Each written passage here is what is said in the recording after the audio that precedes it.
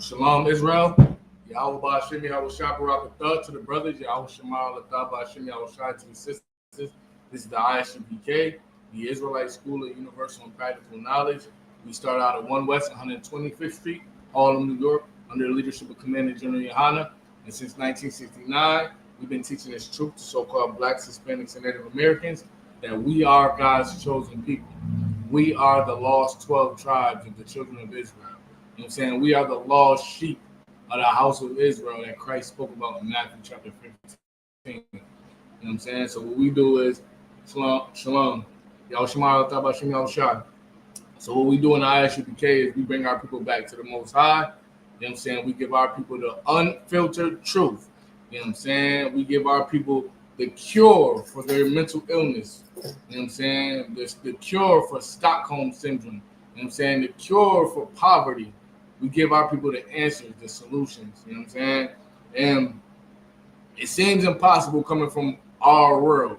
You know what I'm saying? Our world, it seems like it's hopeless. You know what I'm saying? We don't have no options, no outlets, no way to escape the form we in except for the Christian church. So we are here as black men, you know what I'm saying, and black women under the Most High God to be the example. You know what I'm saying? We are the example to our oppressor. You know what I'm saying? To our people for one, but to our oppressor. You know what I'm saying? We was at a Native American festival. You know what I'm saying? Of course, I'm in my Israelite regalia. You know what I'm saying? My Israelite garment, and they in theirs or whatever. And I was talking. Edomite came up to me. You couldn't tell if he was a native or if he was an Edomite, but he came up to me. He was like, "Yo, I think I seen y'all in Chicago." And shout out to Captain Mao Quad, the Midwest Monster Mayhem, and the brothers out there, Officer Yaradan, Officer Awalam Gabar, you know what I'm saying? All the mighty brothers out there, you know what I'm saying? That's Officer Ryan, that's under Captain Mao Quad, who goes out to the highways and byways to wake up the lost sheep. You know what I'm saying? Like, and it's very important what we do in the work of the Lord because you never know who's watching. So the Edomite like, yeah, are you the guys that be having the Bible and y'all be on the street corners? I said, yes. He said, but y'all don't like white people. I said, should we like white people? He like, for the things they did to your people, no. I said, okay, all right, cool. So we talked for a little minute, and his partner came up to me and was like, yeah, if I was born black, they would have had to kill me because I wasn't going for what they was going for. I'd have needed revenge. He said, I don't know how y'all do it. It was racist what he said, but at the same time, it goes back to what I'm saying as far as the example. And I gave him one word, and I said, compassion.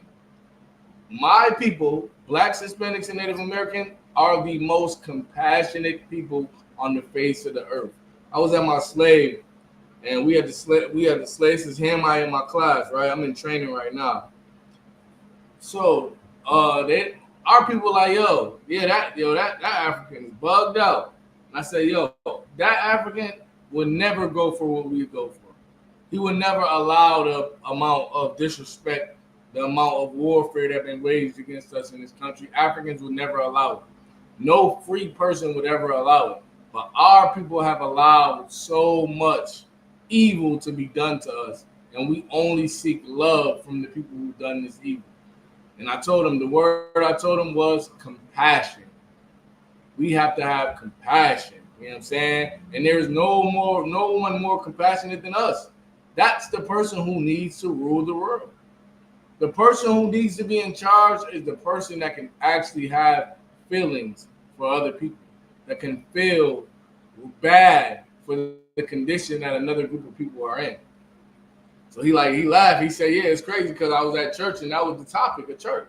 At church, the topic was compassion. I said, there is no compassion in the church. You know what I'm saying? Because they teach love the white man and love America, but hate black people. You know what I'm saying? Hate Christ. The real Christ, according to the scriptures. So we're going to go over a little Native American history today. Today, the topic is Indigenous Peoples Day.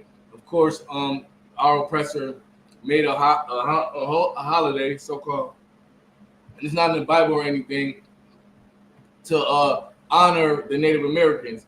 Now, what you need to understand is when we say Native Americans, we are not talking about the $5 Indians. We are not talking about the Edomites that converted to being native. Because once again, the natives believe that the lineage goes through the mother. So if an Edomite has a baby, with a native woman, that baby would be a part of the clan and will grow up. But in all reality, that baby is an Edomite. You know what I'm saying? I'm going to say it one more time, nice and slow.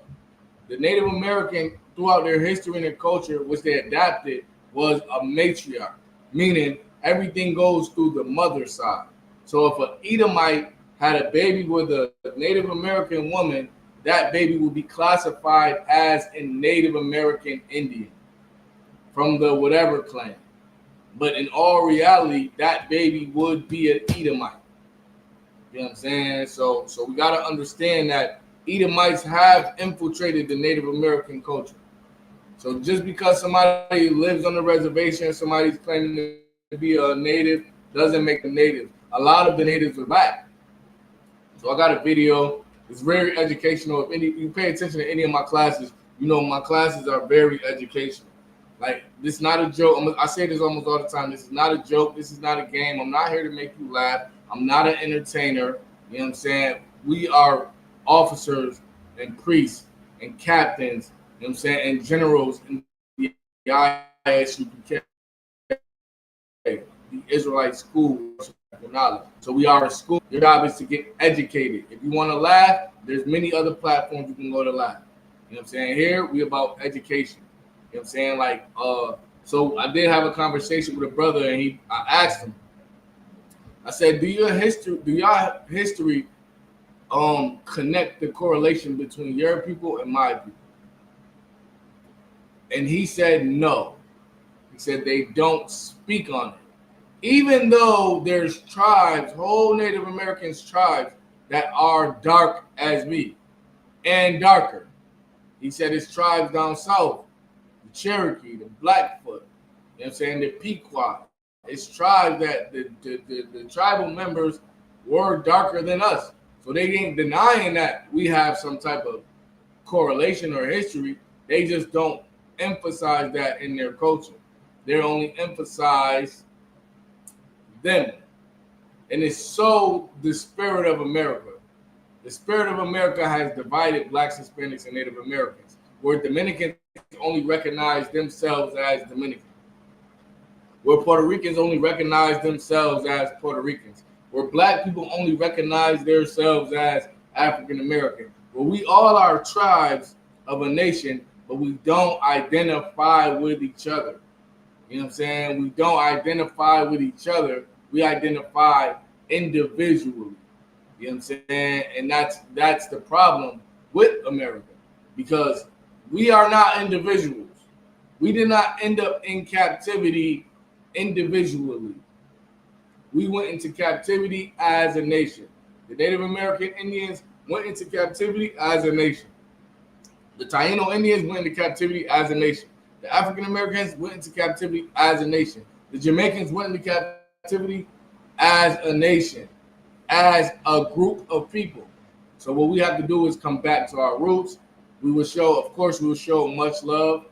Of course, they marveled at the correlation between us and them.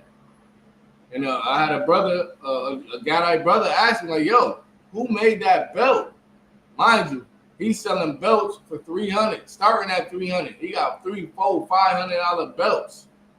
I pull up with my belt with the lion head on it. He like, "Yo, that belt is fire."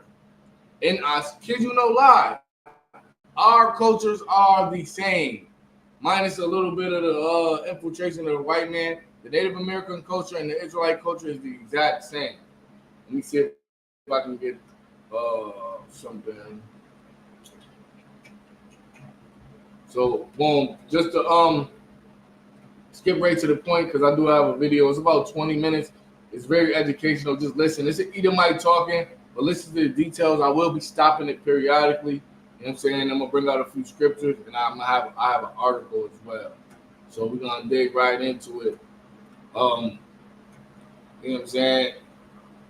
And like this, and don't real quick, don't get caught up that the Native American people don't like our people. Don't get caught up that the Hispanic people don't like our people. Never get caught up on who likes what, because we hate each other. Black people hate black people. Hispanic people hate Hispanic people. Native American people hate Native American. Jamaican people hate Jamaican people. Haitian people hate Haitian people. So don't, just because they don't like us or accept us, don't make them not our people. That's not the guidelines. You know what I'm saying? But the guidelines that make us one is blood. You know what I'm saying? So we're gonna go into it. Salakia.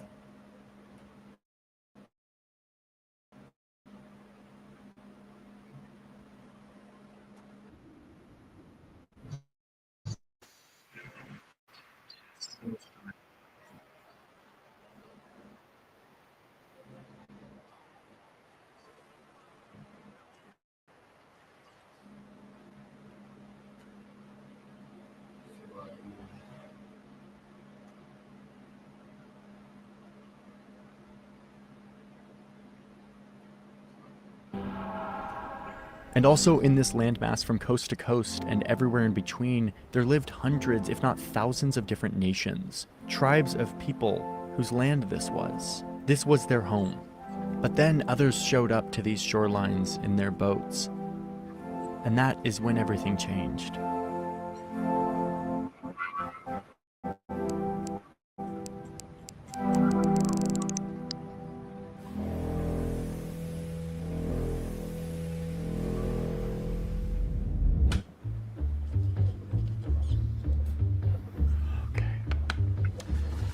In the spring of 1803, two American politicians visiting Paris closed the sweetest real estate deal they had ever seen. With the simple stroke of a pen, their country doubled in size, all for just $15 million. But in this deal, which was called the Louisiana Purchase, the US didn't actually buy this land from France. France didn't actually own the land. What the United States was buying was the imperial rights to this huge swath of North America. This basically meant that France would stay out of the way and let the budding new empire, the United States, colonize it without interfering. If the United States really wanted ownership over this land, they would need to get it from the people who were here first, which at the time was lots of different native tribes. These are the people who had been here for thousands of years, way before Europeans had the idea of leaving their continent. And this land that the US just bought was theirs.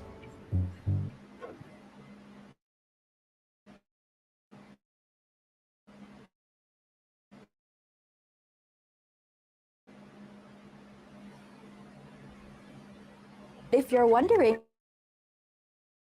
like these in university, one of my secret weapons. Oh, and this isn't just me, like some modern enlightened person looking back and judging the United States at this time. The US knew that this wasn't their land and that they were going to have to buy it from the people living there. And their big plan was to do things differently, not like the old imperial powers that they had just broken away from. In fact, George Washington was, quote, determined that the US government's administration of Indian affairs shall be directed entirely by the great principles of justice and humanity. Go USA, let's do this in the right way. So instead of conquest, they would negotiate and sign formal treaties with these native nations. Then they would pay them for their land, fair and square. After all, this was a country whose founding document highlights justice, tranquility, welfare, and liberty. In our series, How the US Stole. So it's a couple of things that he said, right? We're gonna pull a couple scriptures too. He said that Christopher Columbus or George Washington and the founding fathers, they put the Native and Indian affairs ruled by justice and what he said, humanity, which is a lie. You know what I'm saying? So what we're gonna do is find out exactly who these people are. These people that came to colonize was prophesied in the Bible. You know what I'm saying? They was prophesied to come and to take over a land. You know what I'm saying? And to subjugate a people. And well, of course, we have the prophecies So we can prove that these people are the Edomites. These Edomites came over to America and colonized not just native people, the children of Israel. You know what I'm saying? Like he said, many different tribes, because it wasn't just one tribe over here. Paraphrasing the second Ezra, chapter 13, verses 39 through 40, it tells you that 10 tribes came over here. You know what I'm saying? 10 tribes who would be recognized as Indian, Native, like I said earlier, Taino, Seminole Indian, North American Indian, Incans, Mayans, Aztecs, all of these tribes of Israel that were over here, and our oppressor came over here to do something different. And the way he wanted to do things was, like he said, like through justice. So I got a scripture. Shalom, y'all, Bashim, Shabbat, I got a scripture, you know what I'm saying, we're going to talk about. It's the book of Revelation, chapter 13, verse 11. And I beheld another beast coming up out of the earth. Now that beast is the Roman Empire. You know what I'm saying? The revised Roman Empire, which it would be known as America. And he had two horns like a lamb. And when they say he had two horns like a lamb, meaning a horn represents power. His power is in peace. See, a lamb is peaceful. A lamb is not a predator. A lamb don't hunt animals. A lamb grazes. You know what I'm saying? A lamb eats grain and things like that. So when it says he had two horns like a lamb, meaning his power come from peace. You know what I'm saying? Like come from speaking peace. He's saying, yeah, we want peace. We want deals. And he spake as a dragon, meaning he's saying peace, but he's really like a dragon, meaning he don't really want peace. He's saying peace, but he wants war. You know what I'm saying? The scripture saying in Psalm chapter 55, the words of his mouth was as smooth as butter, but war was in his heart. You know what I'm saying? Like that's what's going on. Let me see if I can get that. The words of his mouth was smooth as butter. They want justice and liberty for all. That's what they want. That's what they said they want. Justice and liberty. Meanwhile, you have the Trail of Tears. You know what I'm saying? You have the Trail of Tears where you walk all these Native American Indians out of their land.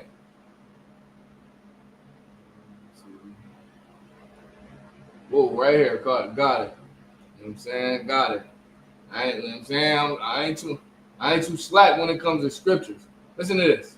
The words of his mouth were smoother than butter, but war was in his heart. That's the so-called white man. The so-called white man came over here with these Native American Indians and made 150 million treaties with them. We're just going to stay over here. We got guns. We got girls. Whatever you want. You know what I'm saying? We're going to stay over here. Just help us. We help you. Meanwhile, at night, they have a council how they're going to overthrow these Native American Indians. That's what it means. He spake as a dragon. He ain't meaning to be peaceful with you. He's saying peace, but he wants war. Salakia.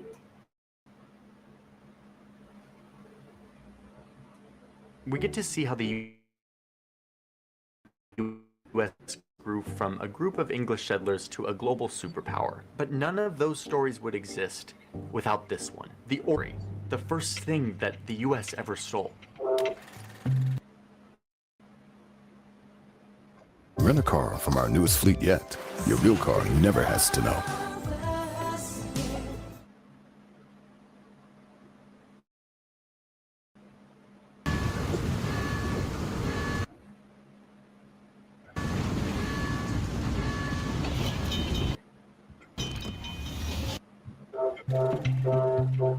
So Europeans are pouring into this newly formed country, the United States.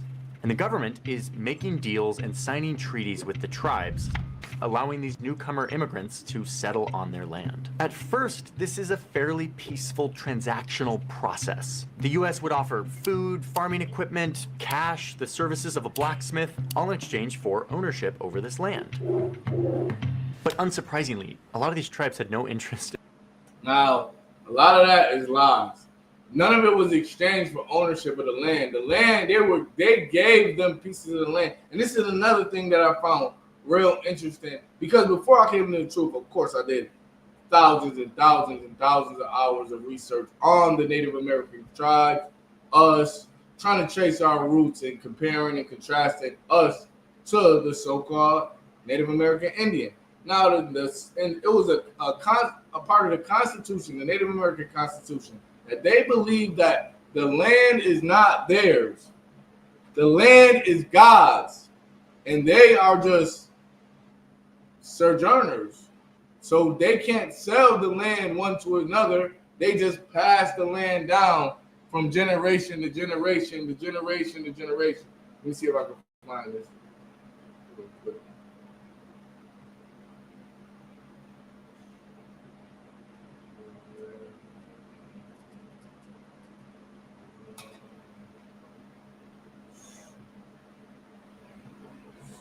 Here. Boom. So I got one right here. Let's see if I can get the chapter. And I'm like, wow, that's exactly what it says in the Bible. Now, mind you, these people are supposed to be nowhere, no shape, no way, similar to the natives or similar to the ancient Israelites. So we're gonna get a scripture right here. Watch what this scripture says. This is Leviticus chapter 25 and 23. The land shall not be sold forever, for the land is mine, for ye are strangers and sojourners with me. This is what the Bible had to say.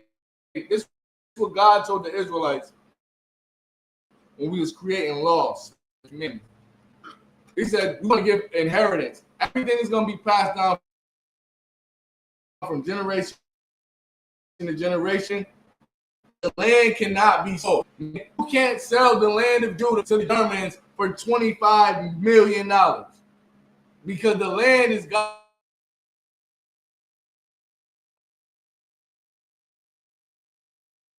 That's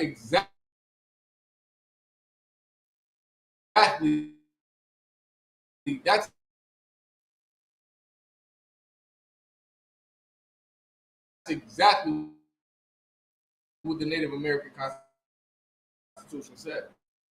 The Native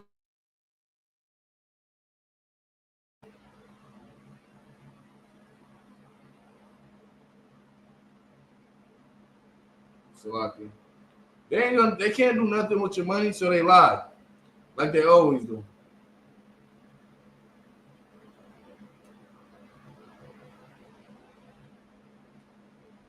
I found that a crazy coincidence. And then I was talking to the sister, you know what I'm saying? And she was saying, like, yo, so what's this you got going on? Because I'm dressed in my Israelite stuff. And she like, yo, oh, Israel. She's like, yeah, I know about that. She said, yeah, our culture is similar. You know what I'm saying? She's like, yo, when you go into it, even the rituals, our rituals and the way we practice, the way we worship God is similar. Very similar. You know what I'm saying? So we're going to let the Edomite go on. Salakia for interrupting. He gets into it. And moving out of their ancestral lands in exchange for like farming equipment. And this is where all of George Washington's ideals of justice and humanity really start to dissolve. The US was becoming a more powerful nation. They needed more land for their booming population. So the impatient settlers and their government started playing dirty. The westward movement was like a great tidal wave. You start to see what happens when these tribes say no to the newly powerful United States. In one instance, one group of tribes up near the Great Lakes didn't want to sell their land. They told the United States that this river would be the border and to not cross it, to stay off their land. the US said no, and they took them to war and lost twice. And that's another thing Esau won't tell you, which I found out doing my research, that the Native Americans was whooping ass. Salakia, excuse my language. The Native Americans was tearing them settlers up. See, they were at war. Like when they first came to America in like 1500, the end of 1500, like 1490. The first slaves didn't get over here until about 1620. So you got to ask yourself, what was happening for 120 years? I'm going to tell you what was happening. Belt to ass is what was happening. Them Native Americans they even got it recorded and documented how these people were masters at guerrilla warfare. Like even the United States military stole a lot of the tactics that they use today from the Native Americans, as far as using the land, going to war at night, you know what I'm saying? Doing a lot of the things, using the swamps, using the rivers, using the environment. You know what I'm saying? They learned a lot of that from the Native Americans. You know what I'm saying? And going through the Indigenous Day thing, a lot of our brothers and sisters, the Native Americans, were in their military, teaching them a lot. You know what I'm saying? More so the land. They didn't know this land. They had to be taught this land. You know what I'm saying? And they were losing a lot. Like he said, they went and fought against the tribes by the 5 Great Lakes and lost twice. So like it.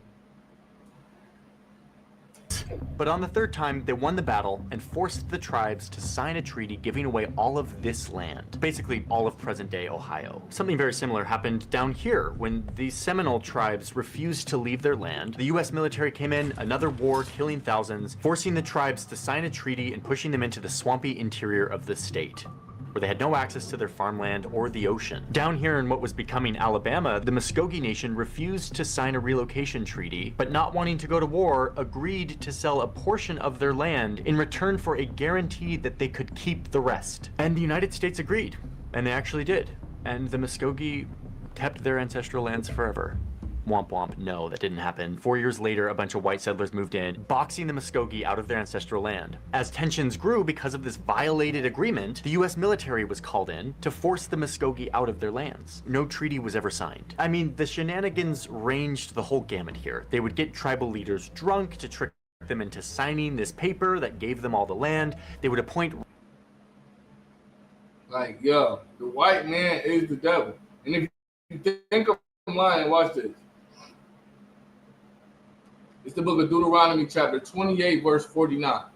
The Lord shall bring a nation against thee from far, from the end of the earth, as swift as the eagle flieth, a nation whose tongue thou shalt not understand.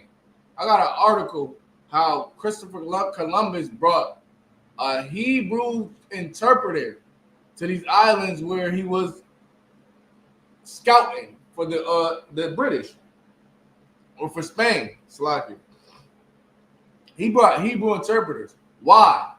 Why would a Spaniard bring Hebrew-speaking translators to these native indigenous people of these islands? Want to know why? Because what they found out is that these people spoke Hebrew. They all spoke different dialects of Hebrew. All of them. Every last one. And then nothing changed when they reached the Americas. You know what I'm saying? It's gonna blow your mind when you realize that Christopher Columbus never even made it to America. He started the voyage. He made going to these areas and colonizing it popular. So where many people started doing it after that.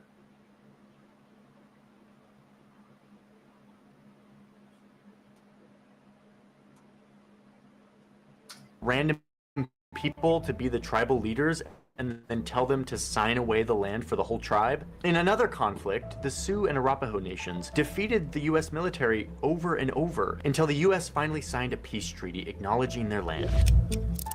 And they were safe. Until gold was discovered 8 years later, and the US broke their treaty, redrew the boundaries, built roads on their land, and before you know it, you've got a bunch of white guys with gold pans harvesting this land.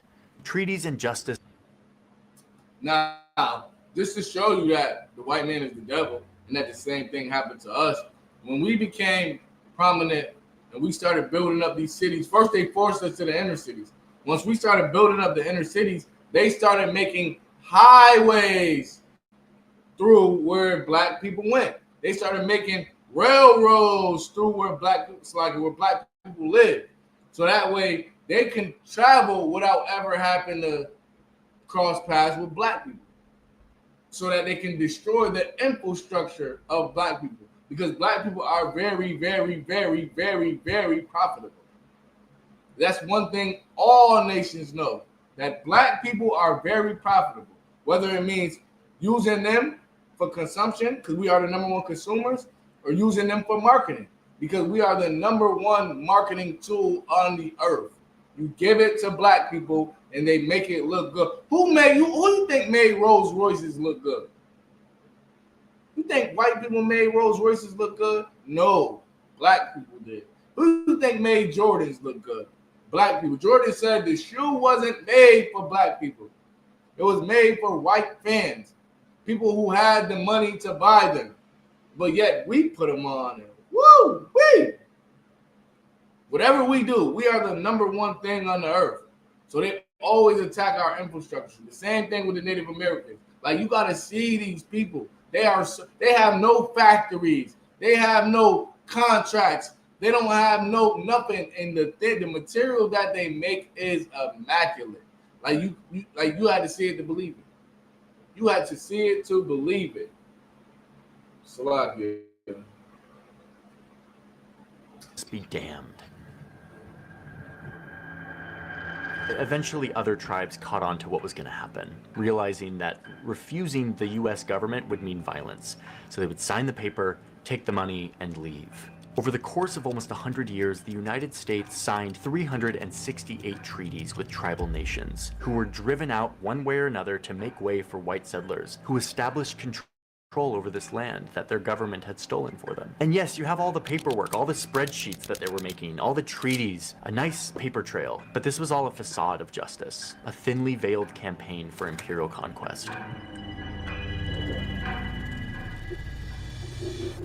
Before we go on to the story. And the problem with our people is, right, our people,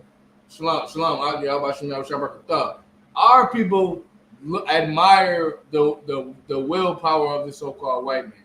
So to this day, because that's another thing I was asking a lot of the Native American tribes, because it was a lot of tribes that I was around. You know what I'm saying? Like or clans, I could say. They have clans. So they'll have the Beaver clan, the Eel clan, the Wolf clan, the Snipe clan. You know what I'm saying?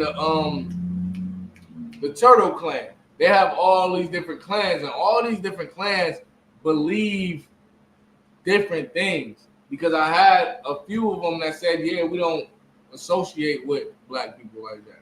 Then a few of them said, yeah, we are brothers and we are sisters. Like I told you, the one sister said, yeah, a lot of our rituals and all of our customs and cultures are the same. But you have the ones that want to be white. And that's no different than black people. You have black people that want to be white. You have Hispanic people that want to be white, because we are not stupid people. We see the power of the so-called white man, and we think he is God, meaning power. God means power in the Hebrew. Allah Hayam. You know what I'm saying? We see his power and we bow down to it. You know what I'm saying? We bow down to it. Any man would bow down to power. But the thing about us is we are the prince of the power, the ultimate power, which is Yahweh Hashem Yahushua. You know what I'm saying? Like, that is the power. That's it. All that they got is going to be ripped from them, and you're going to see it right in front of you. But a lot of our people are blind. So what the Edomite is saying is, it's true. Like, we lost a lot of land. Our brothers lost a lot of land, lost a lot of power, and a lot of our people joined them. You know what I'm saying? A lot of our people joined the so-called white man and helped further destroy his people, giving giving their daughters to their sons, breaking Deuteronomy chapter 7, marrying in. Now, most Native Americans, you can barely even tell the difference. I told you, I was talking to Edomite. I'm thinking he a native brother. And this is how you know it's not about skin color too. I told him, I say, yo, it's not about skin color. We don't hate white people because they're white. Because we have Native Americans in our school. Shalom, sis. We got Native Americans in our school that they can pass for white people. We got Puerto Ricans in our school that skin complexion wise, they can pass for white people. It's not about skin complexion. It's about your bloodline. Who is your father? So these Native American tribes, like they have been so infiltrated by the white man that a lot of them are white. The Edomite bloodline is running through them. And the black Indians are shunned. You know what I'm saying? The dark Indians are shunned. And a lot of things, a lot of history they don't want to tell you too is a lot of them Native Americans went into slavery first. See what I'm saying? They went into slavery first with us. That's why if you talk to any black person, they're going to tell you they have Native American in their family because we were all slaves together. You know what I'm saying? We were all slaves together. Only a tiny escape due to intermixing, breeding, like you said, taking the treaties, trusting the so-called white man. I just need to tell you that we don't have a sponsor for today's video. Lately, I've been hearing from some sponsors that my videos are too political, which is kind of a bummer because we work really hard to tell really cool stories. And if that means that people don't want to sponsor us, that's fine. Luckily, we have a Patreon where all of you can support this work. It's called The Newsroom. We call it The Newsroom because it just sounds cooler than Patreon. But it is a place where you can ask me anything. But more importantly, you get the warm fuzzy feeling that was going down. Here in the Deep South, you had these 5 large nations that lived side by side with the settlers for a long time. They had all signed treaties with the United States that acknowledged their right to this land. Many of them spoke English, practiced farming, wore European clothes. Some even owned slaves. That's a fact too.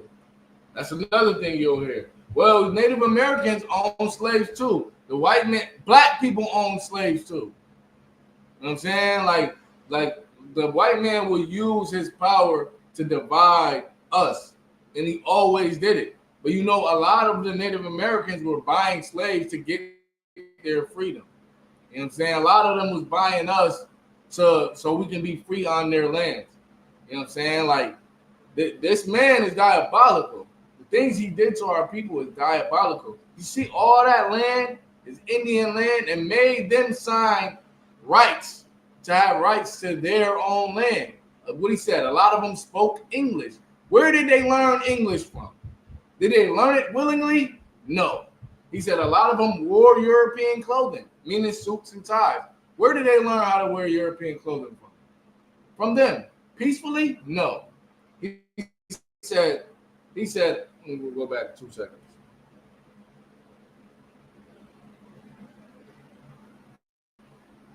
Wore European clothes. Some even owned slaves. Because of this, He said some even owned slaves. Good night. Good night. 5 tribes, the Cherokee, Chickasaw, Choctaw, Muskogee, and Seminole, were known as the 5 civilized tribes. And there's an alternative world where these tribes could have remained on their land, living side by side with the Europeans as they settled. But it was no way they were going to be able to live side by these people because these people never planned on living side by side. They always planned on taking over the whole land.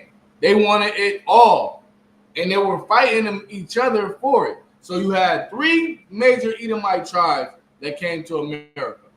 You have the Spaniards, white people. You had the French, France, white people, and you had the British, England, white people. They were all fighting over this land, this new world, where they felt like they can take this land and enslave the people of this land. And when that wasn't enough, they felt like they can bring slaves to this land to till the land once they destroyed the Indians, because they got articles where they slaughtered so many Native American Indians they had to import slaves in to do the labor, because other than that they had to do a lot of the labor. It was a lot of work that needed to be done. You know what I'm saying? Just like in the kingdom of heaven, it's going to be a lot of work that needs to be done. That's not what happened, mostly because of cotton. Farmers down here were getting super rich off of a very valuable cash crop called cotton that they could sell to textile mills around the world. It was an industry made even more profitable by its key input, free labor from stolen Africans. There was this one strip of Diabolical. That is diabolical. So now you take these people's land and realize it's a lot of cotton over here. So who you think was picking the cotton first? You think stolen Africans just came over here and started picking cotton? We have the articles.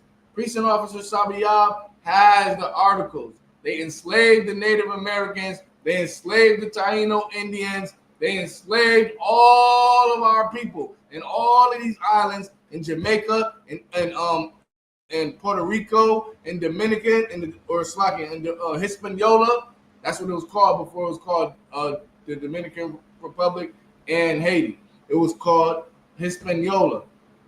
All the West Indians, they enslaved the native people of that land and made them work the land first.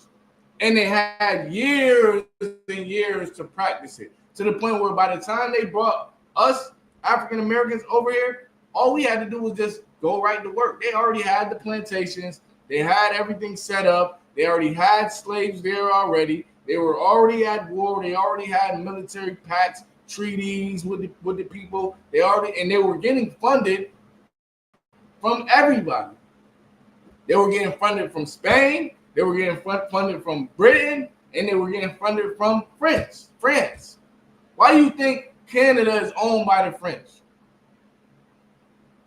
Why do you think out west was owned by the Spanish? Why do you think the East Coast was owned by England? Because these Edomites were fighting for this land and helping each other gain it. land down here called the Black Belt Prairie that was particularly desirable for farming cotton. But as you can see, it was locked up in what the United States treaties had formally acknowledged as belonging to native nations. But the farmers down here were looking at this as like, this is a perfect place to expand our cotton kingdom. So, these southern slave owners did what was kind of becoming US policy towards the people living on the land that they wanted. They made up their own rules. The state of Georgia was particularly aggressive in trying to clear this land out, or in the words of their governor at the time, to replace, quote, all of the red with white population. They targeted the Cherokee Nation, passing a law that abolished their governments. The Cherokee are not going to stand for this, so they fight back using the same shenanigans that the United States is trying to use, the US legal system. They take Georgia to court, a case that went all the way to the Supreme Court. And guess what? The Cherokee Nation won. Like, there was no way around the fact that they had ironclad rights to this land, signed and sealed. The highest court in the country just ruled that the states could not impose on tribal sovereignty. But you see how I pulled this scripture that said that he will send a fierce nation against thee. You know what I'm saying? As swift as the eagle flies, a nation whose tongue thou shalt not understand. Meaning, these people playing paperwork games. And you think you're going to beat them at their own game? That language thou does not understand. You don't understand how they talk. You don't understand how they live. They are not going to keep their agreements. as we all learned in government class, a ruling from the judicial branch only works if the executive branch enforces it. Oh, and who was in charge of the executive branch? Oh, this guy. The guy who wrote a letter to his wife during the War of 1812 from the battlefield saying that he had successfully slaughtered 170 Native Americans in, quote, an elegant style. Oh, and the guy who's on our $20 bill? Yeah, him. Andrew Jackson thought that negotiating treaties with the people who were living here was a ridiculous notion. So he looks at the Supreme Court ruling that validated the Cherokees' right to their land, and he literally responds in the snarkiest way possible, saying, "The Chief Justice, John Marshall, has, quote, made his decision, now let him enforce it." No, he was not going to enforce it. Jackson had a different plan in mind. It came in the form of a new law that he pushed through both houses of Congress. His whole worldview towards First Americans embodied in a piece of American legislation, the Indian Removal Act of 1830.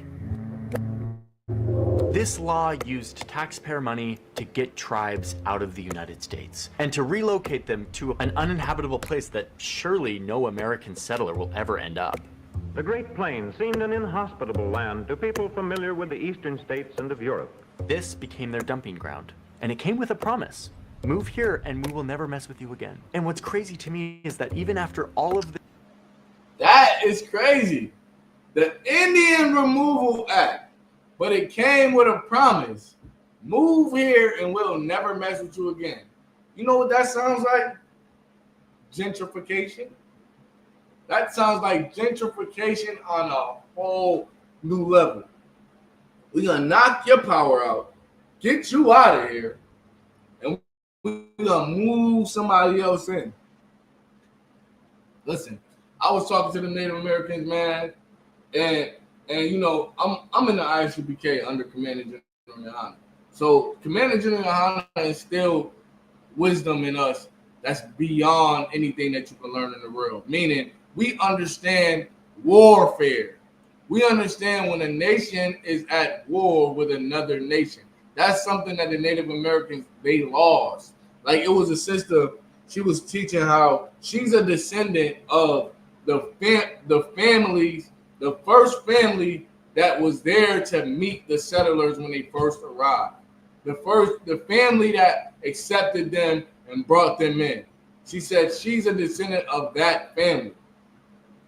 But yet she don't know that these people are at war with her. Not were, they are at war with you. Their warfare is not physical. Like the scriptures say. Like, remember, these are the tribes of Israel. This Bible is theirs. They gave up the Bible. You know what they gave up the Bible for? They gave up the Bible for philosophy, for spirituality. You know what I'm saying? They believe in all the stupid shit that black people believe in America. They believe in all of that. They believe in zodiac signs. They believe in the turtle. They believe in the bear. They believe in all of that stupid nonsense given to them and shoved in their face by the so-called white man. You know what I'm saying? They believe in that stuff, but they don't believe in the truth. Same thing with all the tribes. All the tribes will not accept the truth, but they will accept the lie. That's what it means when it says that the beast had power to give Oslakia. He gave power to the image that he could deceive the whole earth. To the point where the Native Americans don't want to hear nothing about no Jesus. They don't want to hear about Jesus. What? The white guy? No. We want to hear about Mother Nature. Tell us about how women are gods. Let's talk about the matriarch. Same thing that Egyptology shit did with black people. The woman is God. All life stems from the woman. All that sound good to destroy a people. Everybody on the face of this earth knows in order to raise up a nation, it has to have men. It ain't no such thing as the Amazon. What is it? The Amazonians, a nation full of nothing but women. That's an imagination. It's not real. All nations are built by men. All nations go to war for what they have. And there's going to be no difference with the nation of Israel. We just have to get over this. We have to get over this, man. We have to get over this philosophy. And we have to have compassion on our brothers and sisters, man. We have to. You know what I'm saying? Like, we didn't come to the event to destroy anything that they believe in. I told them all straight up. We just here to support. You know what I'm saying? Like, we believe we are brothers and sisters. You know what I'm saying? So we coming to support. We coming to buy some merch. We coming to support you. What y'all got? What y'all selling? Paintings? So y'all bought a painting. You know what I'm saying? Like, we bought shirts. We done bought things. We came to support. They had food, they had drinks, they had things going on. We came just to show you we are brothers and sisters. Because at the end of the day, brotherhood is going to bring the kingdom of God. Brotherhood. You know what I'm saying? Like, we have to show them that we are one. You know what I'm saying? It's a lot of you. And if anybody got any questions, y'all can type them in the chat. It was just Indigenous Day. You know what I'm saying? They had an event. So we did go to the event. You know what I'm saying? To support. I probably play some clips of the event. Maybe a couple shorts or whatever. If I could. It's a lot of you. The shenanigans, all the facades, they continued to play this charade, saying that the nation of Indians may choose to exchange their land where they now reside. The law says that the government had to negotiate these treaties fairly, voluntarily, peacefully, and that the government would, quote, forever secure and guarantee them their new land, and that they wouldn't break any of the pre-existing agreements that they had made in previous treaties. But no, this was just more pretending. A paper trail of pretend humanity. Just as Andrew Jackson had ignored the Supreme Court ruling, he had no intention in following the law that he helped create. But he kept up the ruse. More documents, more signatures, more paper that made these civilized, justice-minded people feel like they weren't orchestrating a mass ethnic cleansing, sanctioned by the government, paid for by taxes, but they were. So this law is implemented. And so that's another thing the so-called white man do. And that's what Christianity is founded upon. Christianity is founded upon the fact that a group of people can do so much evil and it can be justified. You know what I'm saying? Like, so you would think as Christians, right? Because these are Christians that's committing all of these acts. They believe in Christ, white Jesus. So you would think somebody who believes in Christ, believes in God, believes in the Bible would make the Bible their law. What makes the Bible their moral code? What makes the Bible their ethics? But no, they don't make the Bible their ethics, the Bible their law, their Bible their code. They make another. They form another. These are not the children of God. They're not. The children of God would be using the laws of God, the word of God, the history of God. No, these people use something entirely different. They use deceit, lies, all to justify. Like, this man is on a $20 bill. You got a 20 in your pocket. This is him. This is him. Andrew Jackson. He became famous for unaliving. Now, and don't let these Edomites fool you and trick you when they say, I never enslaved anybody. I never did anything. These people appreciate their forefathers for giving them. This land is amazing, yo. This land is beautiful. Like, yo, this land is beautiful. Like, I was talking to a brother at the slave. He was like, yo, I love America. And I told him, I hate America. I can't stand America. He said, what do you mean? This place is amazing. He said, from all the states, you get the best views, the best everything. I said, you talking about the land. I'm talking about the government. You know what I'm saying? Of course, this government is horrible. But the place that this government is set up on, the land, is amazing. California, Las Vegas, Florida, Alabama, New York. New York is amazing. North Carolina, South Carolina, Atlanta. This place is amazing. And they took it all by deceit, not by the laws of God. Because the law of God said the land shall not be sold forever. So why are you trying to buy these people land? Oh, you don't believe in God. You believe you are God. You believe you make the law. You make the Constitution, the rules, the rights, what's morally correct and what's not. And all of it is just to justify the evil. Oh, they're savages. We have to symbolize them. Mind you, in this area, they said they were known amongst white people as the 5 civilized tribes. They were known amongst white people as the five Indigenous tribes. Still destroyed them and stole their land. Sloppy. The United States government, military, and even private companies start to ramp up their removal efforts of first Americans. They focus in on these 5 tribes that were sitting atop the land that they wanted for their cotton empire. More bribes, more pretend negotiations, and when push came to shove, more threats of violence. The Cherokee eventually signed a treaty agreeing to sell their last portion of land, and they moved west, out to their little rectangle of land that had been allocated to them by the government on maps. The only problem was that the leader who signed the treaty on behalf of the Cherokee people was not actually the real leader. They had no authority to make this decision. The Cherokee chief furiously protested this, but the US didn't care. They had their signature from someone. In their eyes, all was justified. Between 1831 and 1838, nearly every member from the 5 tribes was expelled from their land. Between 1831, mind you, this is school. This is class.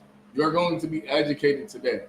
Between 1831 and 1838, don't tell me about no Holocaust, man. I don't want to hear about no Holocaust. Man. Don't tell me about no Hitler. I don't want to. These people are worse than Hitler. Like, these people are diabolical. From 1831 to 1838, nearly every member of the 5, not some, nearly every member of the 5 tribes were expelled. Like, it's so much Native American history. Like, and this coming from the point, their position. When you talk to the natives, it's even worse. It's even worse. But Esau is so prideful, he has to document all the evils that he do, to put it in your face, to let you know, I did this. I stole this land. Good night. For 7 years, they got rid. You know how much murder you got to do? You know how much unaliving you have to do for 7 years to get rid of 5 tribes and land so big? Like, that land is so big. Yo, it's pissing me off talking about it. It's pissing me off. I know the spirit of these people. And if you don't know the spirit of these people, you are going to find out.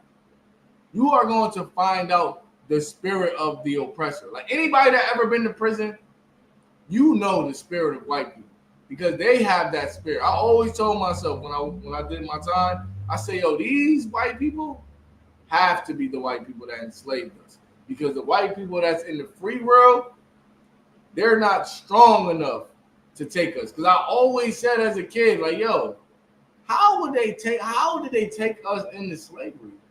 And then you go to prison and you find out these people are vicious. They don't care about showers, soap. They don't care about nothing but war. That's it. They are going to fight you, and they want to be in charge. And they're running this place like it's theirs while you do all the work.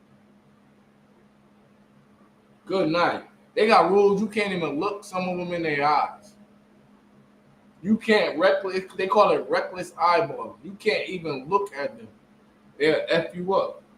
Seriously. 100,000 people whose home. They'll kill you. Like they did Robert Brooks. Them are the people who said, yo, we need slaves. And we're going to attack them, and we're going to enslave them. And all Edomites have that in them. They are just not going to let you know it. They're going to pretend like they're so justice and peace and humanity. And when the time represents this, you think it wasn't white people that knew that this was wrong? You think it wasn't no white man that knew what they were doing to the Native American Indians was wrong? Yes. You think it wasn't white people that knew that what they were doing to the so-called African American was wrong? Yes. Yes. But did it stop? No. It's not going to stop, because it's only so much. Like, it's a Edomite named John Brown. He's one of the most famous Edomites in the ISUPK because this Edomite died for the freedom of slaves. And there was many other Edomites that died for us. That's what you're going to have to do because you can't live and be accepted by these people so diabolical. They killed their own people that went against them. Yo, hey, that's wrong. You shouldn't do this to them. You die now. You die now. And it was a few Edomites that didn't die for so-called black people. And that's another thing we had talked. I had talked with the Edomite at the indigenous thing. And I told him when we speak about white people, we speak in general. We're not speaking about you, Tom, personally. None of this is personal. It's all general. In general, white people have been the devil on the earth. Is it some white people that know that they're wrong? Yes. We have white people that kiss our boots. Yes, they apologize. Yes, they know that they're wrong for the things that they did. But them as a whole, their rulership is not admitting it. They're benefiting. They're like actively benefiting off the backs of the so-called blacks, Hispanics, and Native Americans. And then to have the nerve to have Columbus Day. Good night. Slide. This was. Now forced to walk by foot for more than 1,000 miles through brutal weather and terrain towards a little box on the map, a place they had never been before. The Cherokee would eventually call this journey the Trail Where We Cried, or the Trail of Tears. Some tried to fight back against their oppressors, and others stood their ground until they were forcibly bound in chains by the US government and herded west at gunpoint. Their land was vacant, and cotton farmers with their slaves moved in, and the economy grew. And cotton farmers with their slaves moved in, and it grew. You can't tell us we're not the 12 tribes of the children of Israel. You can't tell me. You can't tell me none of this was written biblically. You can't tell me, or you don't know the Bible.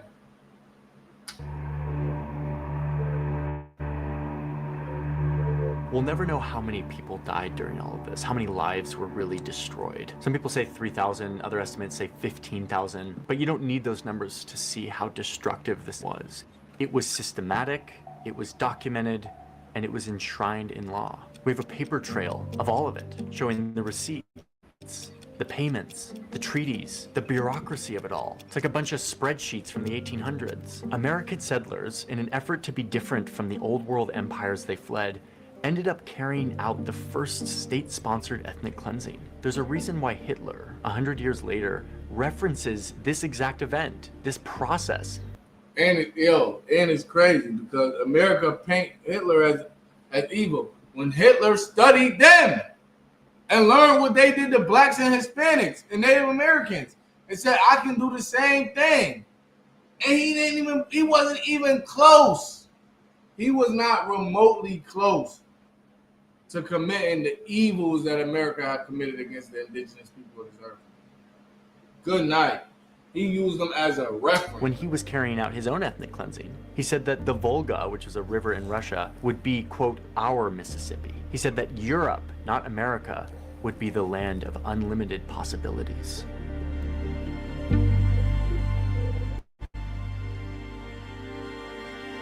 The story of what happened to many nations of the first Americans doesn't end here. In fact, this is kind of the beginning. We're going to make a second part to this video, and in that part 2, I want to show you what happens next once these tribes arrive to their little rectangle on the map. Indian Territory, the place where these tribes were forced out, dumped, and left to build a new life. And how they once again tried to fight back using the legal frameworks that had pushed them out, and how all of that led to the establishment of one state in our country that could have looked a lot different. Like you can't beat the so-called white man at his own game. I got this scripture, I'm gonna read it again. The words of his mouth were smoother than butter, but war was in his heart. His words were softer than oil, yet were they drawn swords. Like these people, like their whole Their whole plan was to take that land. And our people, being the people we were, or we are, was so compassionate on them. Even to this day, the Native Americans don't want no war with the so-called white man. But I'm gonna go into. We're gonna finish the video. So, like, we're gonna finish the video. I do have a prophecy about the tribe of Gad. You know what I'm saying? We got a prophecy about the tribe of Gad. We're gonna go into it. We're gonna finish the video because they will. I'm gonna start from the top. This is the book of Genesis, chapter 49, verse 1. And Jacob called unto his sons and said, gather yourselves together, that I may tell you that which shall befall you in the last days. So if anybody know anything about us in the ISUPK, we have what we call the 12 tribes chart. The 12 tribes chart have been revealed to us by the Most High God since 1969. You know what I'm saying? And without the proof of who these tribes are, only prophecies and the Lord, now later on in the age we live in now, which is information, we could be able to Google, we could be able to go to Wikipedia. We got many ways we can find sources. Are we actually finding that the chart for the tribes is true and accurate? You know what I'm saying? And it's proven. And we're gonna see because Jacob gives a prophecy. This is another one of our what we use to determine. You know what I'm saying? All right, is this actually true? Because everything we say is in the Bible. Nothing we say is not in the Bible. That's why we have class, because we can prove it. We're not just talking. Your teacher ain't just talking. Your teacher ain't gotta talk when she's trying to teach you what 1 + 1 is. She's gonna take you in class and she's gonna prove it to you on the board that 1 + 1 is 2. Well, we have class where we gonna prove to you that 1 + 1 is 2. So Jacob is telling all his 12 sons to gather themselves together, so he can tell them what's gonna happen to them in the last days. If you're not familiar, we are living in the last days.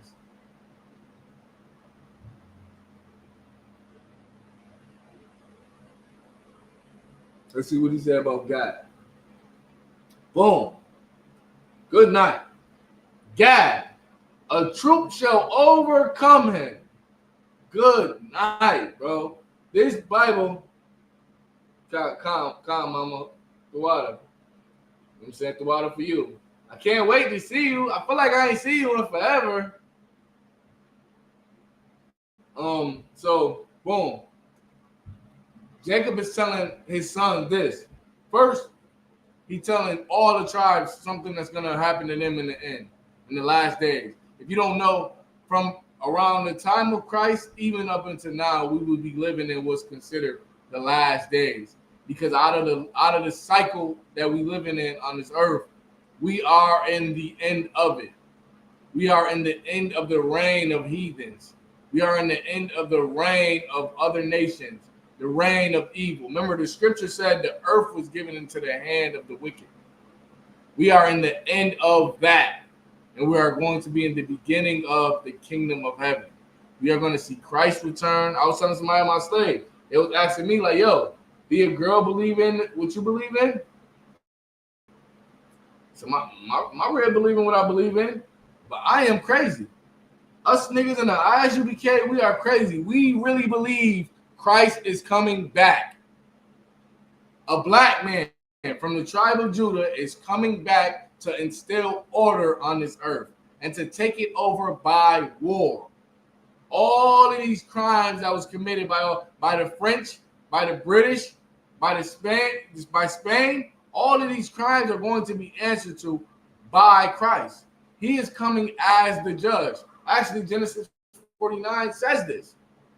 You know what I'm saying? A righteous judge. I'm saying the scepter shall not depart from Judah, or a lawgiver from before his feet. So we believe all of this. Now, this is a prophecy about the Native Americans. Gad, a troop shall overcome him, meaning an army is going to take over him. But he shall overcome at the last. Good night. He shall overcome at the last. Meaning, in the end, when it's all said and done, he's going to be the one that's on top. You know what I'm saying? Don't finish the video up.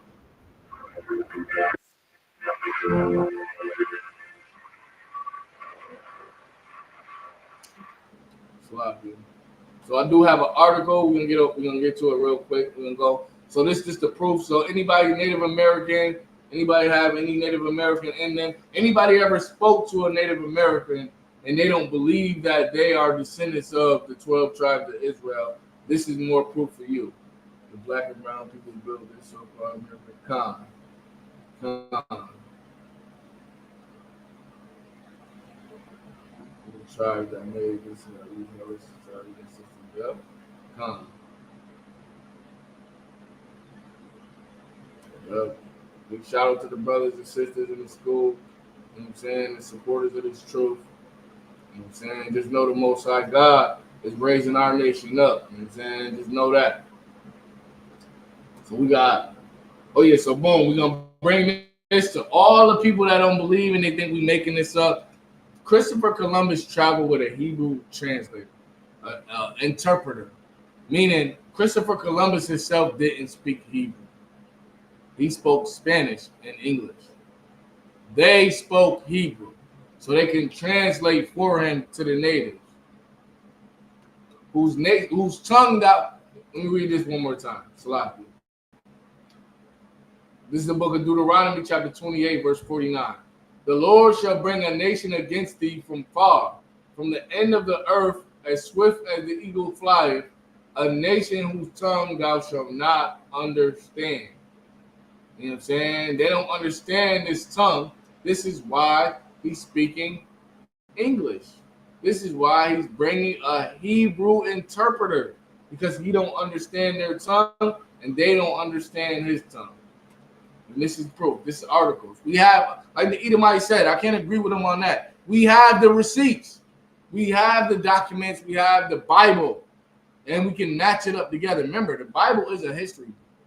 Don't ever let them trick you and tell you this mythology and it's lies and it's just never really happened. This stuff happened.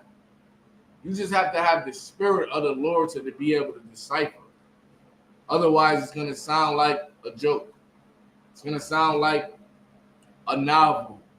You know what I'm saying? It's going to sound like a fantasy. So you got a spirit. The spirit will reveal to you what's true and what's not. You know what I'm saying? Not to say it's nothing true in the Bible, but as far as the doctrine that we was taught, what's not true about it. You know what I'm saying? Because Christianity was built on lies, but was crafted with the truth. Like Christ is the Lord. You know what I'm saying? God is one. There is one. You know what I'm saying? Like they use specific things to cater to the masses, but the doctrine is flawed. And you have to know what's flawed about it. And the spirit will give you that. This is how we came to the conclusion. And this is how we learned all that. Paraphrasing John chapter 14, verse 26, the Comforter, which is the Holy Spirit, he is going to come and teach you all things and bring all things to your remembrance. Like, this is what this is about. Making you remember. Remember, you are not these people. You are not American. Of course, you're a citizen, but you are from the tribe of Judah. You are from the tribe of Gad, from the nation of Israel. Bun Gad, Bun Yasha'ala. Bun Yahweh, Bun Yasha'ala. I'm saying Bun Shemaiwan, Bun Yasha'ala. It's time to get back our heritage. It's crazy. This is heritage and history. So Columbus and the Jews. Meyer Kayserly. Jews and the first voyage of Columbus. Expulsion of the Jews from Spain. Agreement of Santa Fe. Exodus of the Jews. Columbus preparations and departure. Participation of the Jews in the expedition. These are the words which Columbus began in his journal. Without a word of disappropriation, he thus mentions the tragic event which affected the welfare of hundreds of thousands and which must have produced a profound impression upon the naturally vivacious explorer. His apathetic words are indicative of his fanaticism. This trait he did not, however, import from Italy, which at that time was a preeminent republic and commercial country. A very different spirit was displayed by his countrymen, Agostino Giustiniani, the learned bishop of Nibio, who speaks of the Jews expelled from Spain with heartfelt sympathy. He was the first to write a short biographical sketch of this explorer. This sketch, which lauds Columbus, is given incidentally in the bishop's polyglot Psalter in the commentaries on the 19th Psalm. Skip down. The expulsion of the Jews from Spain is closely connected with Columbus's expedition and with the discovery of America, not merely externally in point of time, but also intrinsically. So what happened is, in 1492, Queen Isabella expelled over 100,000 Jews from Spain. You will always hear that black people ruled Europe. Black people were kings and queens in Europe. You'll hear the Moorish people say it, but black people, we were expelled. You know what I'm saying? Like, we are these Jews that were expelled. We were expelled and fled to Africa.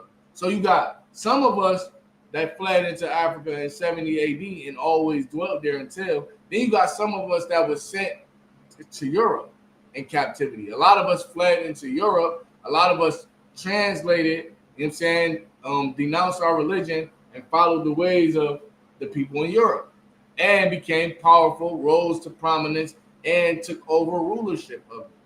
You know what I'm saying? So you have us all over the place, like the scriptures say, scattered to the four corners of the earth. But our expulsion from being expelled, this is why it's so important. Us being expelled from Spain, I'm gonna read it again.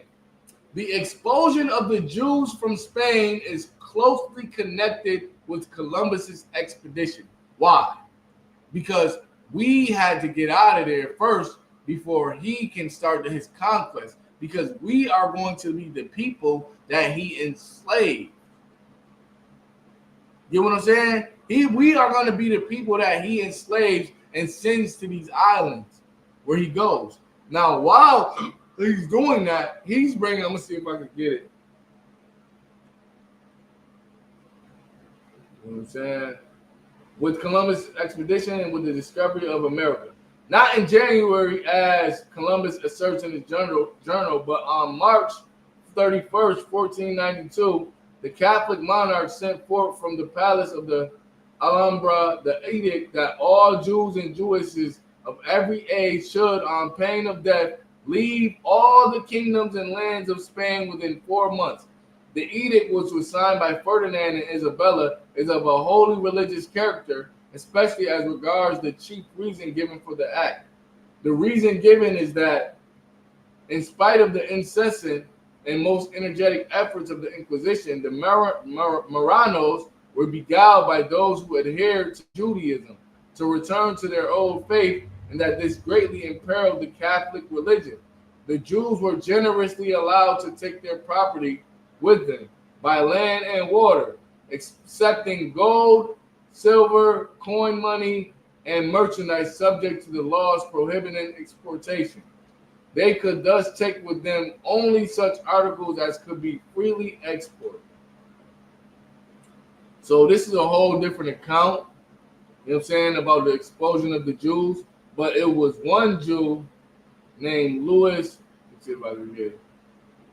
It was one Jew named Louis something. He was a translator. I'm gonna get it real quick for you. Salakia. He was a Hebrew translator.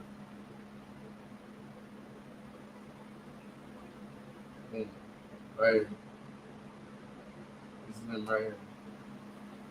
So Luis de Torres was Christopher Columbus's interpreter on his first voyage to America. De Torres was a converso, a Jewish person who was forced to convert to Christianity or be put to death, according to the Spanish Inquisition. Apparently born Joseph Bernard Levi in Magur, Spain. Wow, that's crazy. So he was born Yawasat Bun Loya, meaning he was born Joseph, the son of Levi, an Israelite.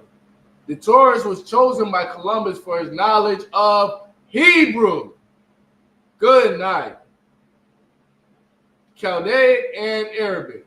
After arriving at Cuba, which he supposed to be the Asian coast, Columbus sent de Torres and sailor Rodrigo de Jerez on an expedition inland on November 2nd, 1492. Their task was to explore the country, contact its ruler, and gather information about the Asian emperor described by Marco Polo as the Great Khan. The two men were received with great honors in the village and returned 4 days later. They reported on the native custom of drying leaves, inserting them in cane pipes, burning them, and inhaling the smoke, a reference to the use of tobacco. When Columbus set off for Spain on January 4th, 93, Luis de Torres was among 39 men who stayed behind at the settlement of La Navidad, founded on the island of Hispaniola. Coming back by the end of that year, Columbus learned that the whole garrison had been wiped out by internal strife and by attack. From 1972 to 2021, a synagogue in the Bahamas existed that was named after de Torres, known as the Luis de Torres Synagogue. The synagogue was named after him due to his involvement in the discovery of the New World. So this is the translator that Christopher Columbus brought along to translate to the native people. And when he came, he was accepted. Now, you see what they was doing on the land. They was smoking cigarettes, smoking tobacco, smoking weed. Like a lot of our people, when the 10 tribes left from the Assyrian captivity and came over here and colonized South Central and North America and the islands in between, our people was not serving God. Like it was a little customs that was similar that they kept, but our people was entirely going off. Just like black people in the west coast of Africa. We wasn't serving Yahweh Bashem Yahweh Shai in Africa. In Africa, we was worshiping Ogun. We was worshiping the spirits, the ancestors. We was doing all kind of wickedness in Africa. Because just like in America, when we are around heathens, we dim our ways. We stop being strong and proud of who we are and start following their ways. That's always been our story. Always. So it was nothing different with our brothers and sisters in the island. That's how they were able to conquer us. Because we were sinning against God. God sent them against us. Like he said in Deuteronomy 28.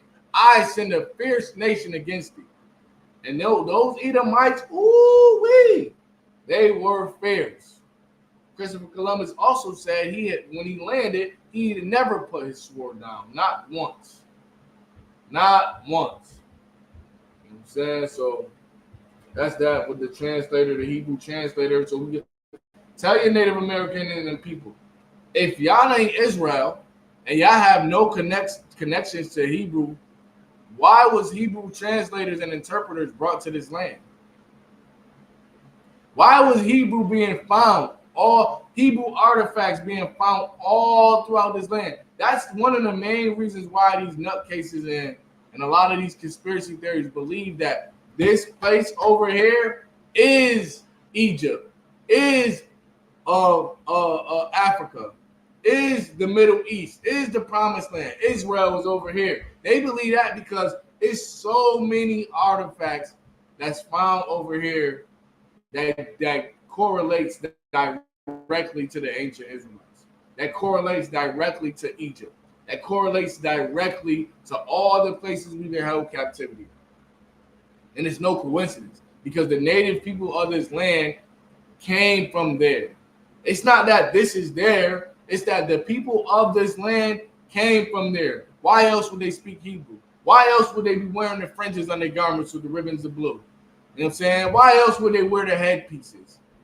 You know what I'm saying? Like, why else? You got to think about that. You know what I'm saying? So with that, in the class, the brother said he had, or the Slocky, the Edomite said he had a part two. Let's see if it's worthy of another class. But if you just now joining the class, watch the class from the beginning. We went over the indigenous people and the history between them and America, the correlations between blacks, Hispanics, and Native Americans, and also the curses that followed those people and our people. We also touched on the prophecies about the nation of Gad, how they will rise up again. In the end, the nation of, or the tribe of Gad is going to overcome its oppressors. You know what I'm saying? And that's why brotherhood is so important, because if we have to help that. We have to help uplift them. You know what I'm saying? Bring them back to their nationality, to their God. I guess we all are doomed because you are Jew or Israelite by nationality any more than I am. If you're white, you're not a Jew. You know what I'm saying? If you're a so-called white man, a Caucasian man, you are a descendant of Esau. You are a descendant of the biblical Edomites. And blacks, Hispanics, and Native Americans are the descendants of the 12 tribes of Israel. You know what I'm saying? So with that, shalom. You know what I'm saying? I'll see y'all next week.